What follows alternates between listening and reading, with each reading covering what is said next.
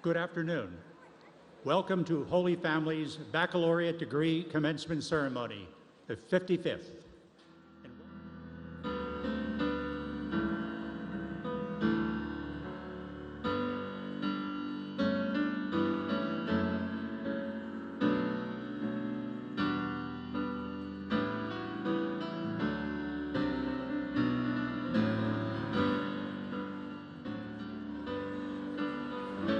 The President, trustees, administration, and honored guests.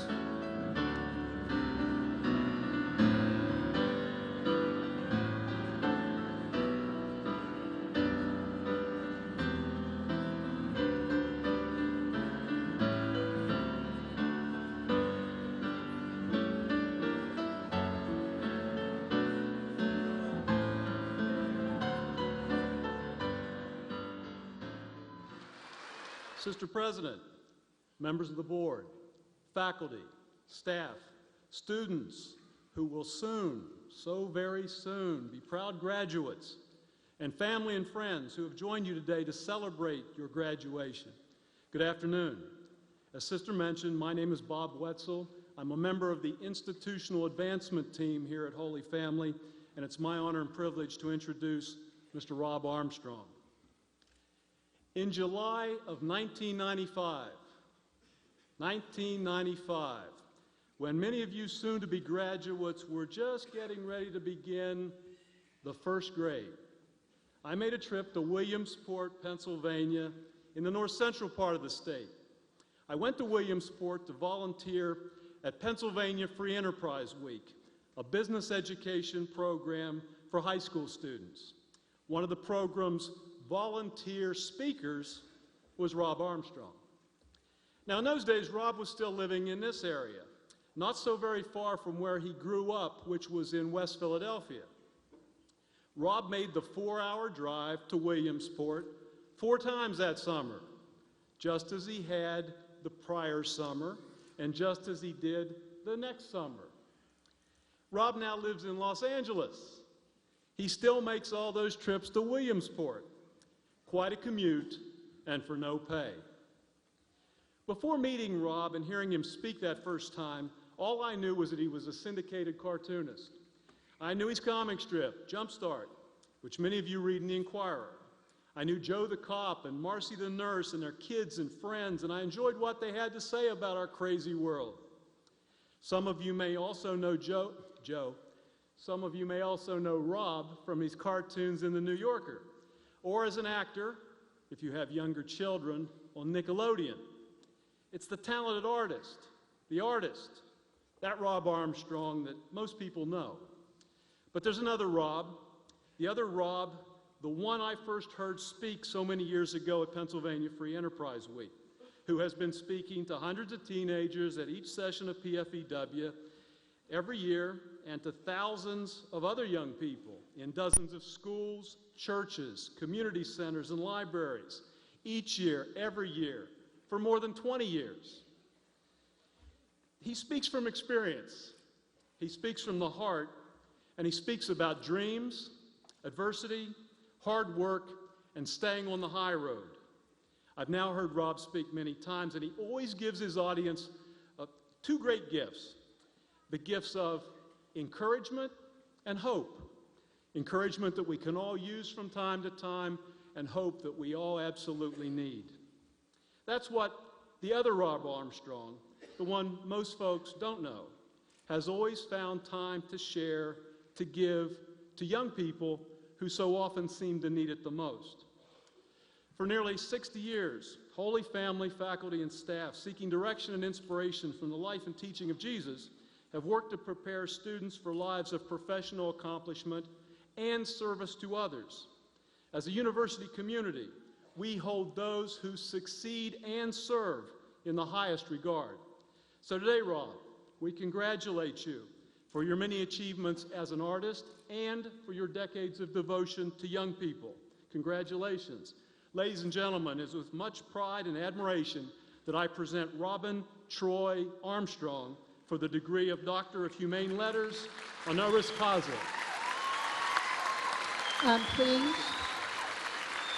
I'm pleased to accept the candidate Robin Troy Armstrong for the degree of Doctor of Humane Letters, honoris causa, and hereby admit him to all the honors, rights, and privileges pertaining to his degree. Congratulations.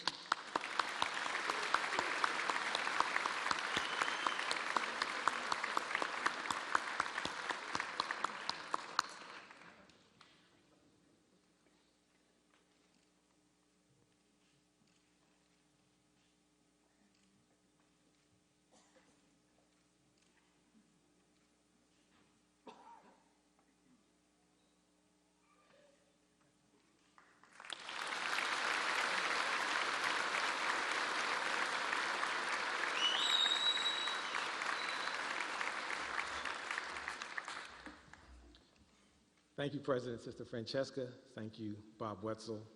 I want to thank all of the faculty. I want to thank all of the staff of Holy Family University. Wow. It's indeed a glorious day in Philadelphia, a day of true celebration, because the Sixers beat the Celtics, and the Phillies beat the Red Sox. That's it. Thank you very much. I'm going. I'm hoping by the end of this ceremony, by the end of today, you will have spelled my name right so that I will have about 360 Facebook friends, brand new, putting me over the 2,000 mark, please. I friend everybody. I never say no. I grew up about 42 blocks from here. And I grew up in the 1960s. I'm 50 years old. And when I was growing up 42 blocks from here, 56 in Walnut, I was raised by an incredible woman named Dorothy Armstrong, a single mom. And that neighborhood was troubled, to say the least, in the 1960s, riddled with gang violence and this kind of thing. And she not only did her best with 5 children alone, but found a way to mentor gang members and to bring a truce. We had a big rivalry between the Moon Gang and 58th Street Gang, and she brought a truce to these 2 gangs. This was a major, major accomplishment for this single mom with more important things to do, which was keep her children safe. And this is a tremendous homecoming for me to be back here and to be back here in this capacity. My mother believed in me and encouraged me to pursue my interest in cartooning. I'm a professional cartoonist, a grown man getting paid to draw pictures. That alone is a miracle. In fact, at this point, I would ordinarily have a pad of paper here and a big magic marker. I do have the magic marker. I don't have the pad of paper. They wouldn't let me draw. I said, please let me draw. It makes me very comfortable. I can relax. They said, no paper, no pen. This is a very dignified experience. You can't have any of that. So the best I can do is, I can show you this. This is from today's Inquirer. That's my comic strip right there. Now, can you see that? You guys can't see that, right? This is the exact same comic strip that's running in your program. So if you have a program, there it is. And I made mention of my my honor today in this comic strip. My strip runs about 3 weeks ahead of publication. I found out about this experience about a few months ago. So this has actually been completed for many months, planning for the big debut. Please read my strip today. If you never read it again, read it today. My mother believed in this talent. She said, one day you're going to have a comic strip in newspapers. One day you're going to be able to write your own books. She had no reason to believe this. My drawings, when I was telling her I wanted to be a cartoonist, were terrible.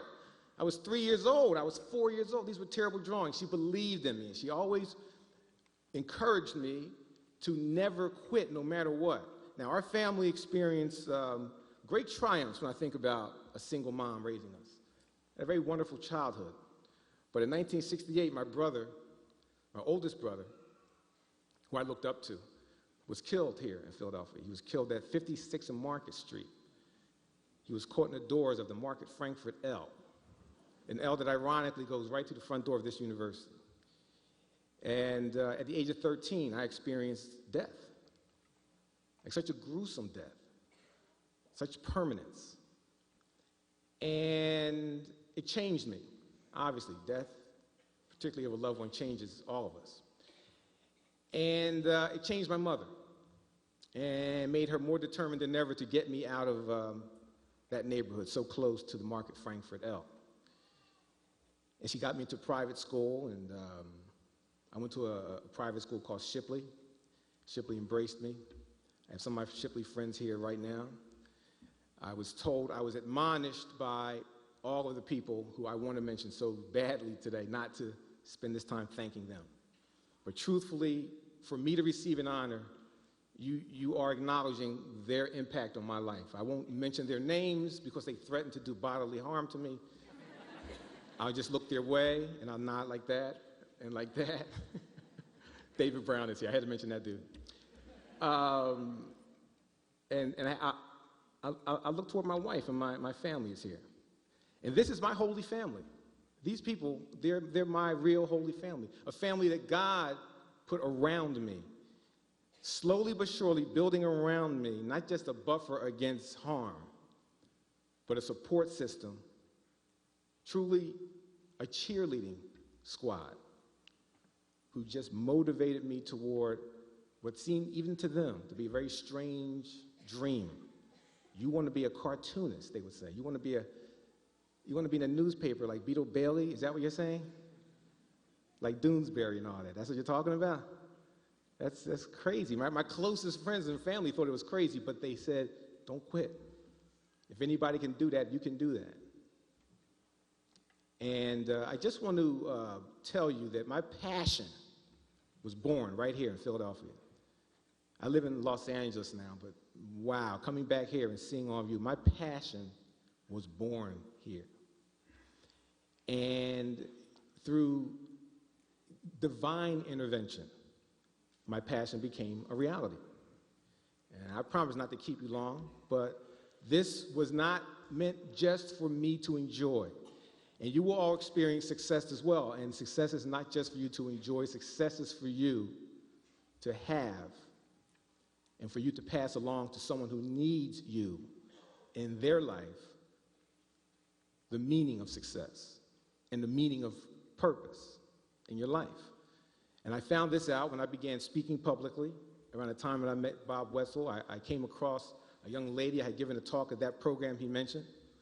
And she contacted me weeks later and said that she was very touched by my talk and had decided not to commit suicide. She said the talk meant something to her. I thought I had actually failed that day. At that time, I thought talking and speaking in public was all about me. It turns out it was never about me. It was about this audience. It's about you. And I realized that my purpose was to continue doing this, to continue trying to avert this kind of disaster, which can only be averted when you care. You can't spend the rest of your professional life only concerned with yourself. And thank goodness this doesn't happen every day, but it happened more than once. More than once. Teenagers going through so much pain, suffering, want to commit suicide. Thank the Lord above that these people who told me not to mention them intervened in my life, encouraged me, and made me believe that I had a greater purpose in this world than just my own success. Now I have children of my own, a wonderful wife, and I have all the trappings, you might say, of success, but I would still have failed if I didn't acknowledge my Savior. My Savior. I would still have failed.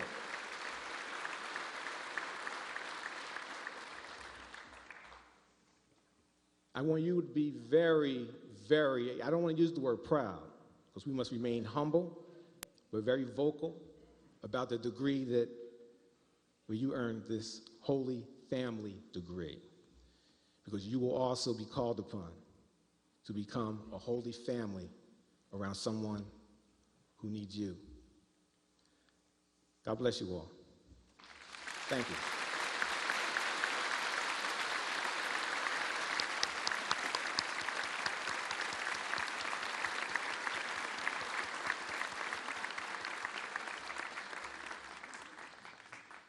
Thank you, Rob, for your reflections and many ideas that all of us can utilize in the future going forward. You indeed exemplify the mission and the core values of Holy Family University. You convey the gifts of encouragement and hope to those you address, and we're pleased to honor you this afternoon. We can't say, I don't have a mother because I can't succeed. I don't have a father.